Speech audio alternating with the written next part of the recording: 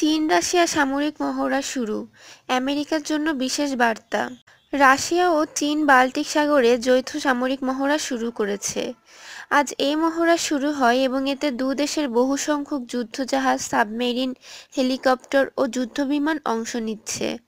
মহড়ায় দেশের সেনাদের মধ্যে যোগাযোগের মাধ্যম হবে রুশ ভাষা।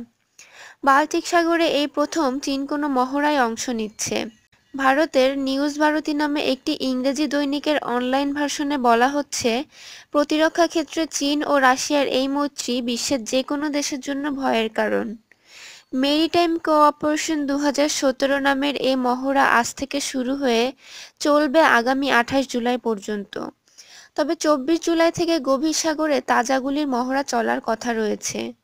মহড়ায় সামরিক নানা প্রশিক্ষণের পাশাপাশি জলদস্যুদের কবল থেকে জাহাজ রক্ষা করা এবং বিপদে পড়া জাহাজগুলোকে অনুসন্ধান ও উদ্ধারের বিষয়েও প্রশিক্ষণ দেওয়া হবে। মহড়ায় চীন তার অত্যাধুনিক কিছু অস্ত্র ও সামরিক সরঞ্জাম পাঠিয়েছে। দেশের এই মহড়ায় বিশেষ রাজনৈতিক সামরিক গুরুত্ব রয়েছে বলে মনে করা হচ্ছে। সামরিক বিশেষজ্ঞরা বলছেন, চলমান মহড়ার মাধ্যমে সারা বিশ্বের জন্য, বিশেষ করে মার্কিন নেতৃত্বাধীন ন্যাটো জোটের জন্য এ বার্তা দেওয়া হচ্ছে যে বাল্টিক সাগর সহ যে কোনো জায়গায় রাশিয়ার পাশে রয়েছে চীন। একইভাবে চীনের জন্য রাশিয়া সামরিক সহায়তার হাত বাড়াতে প্রস্তুত।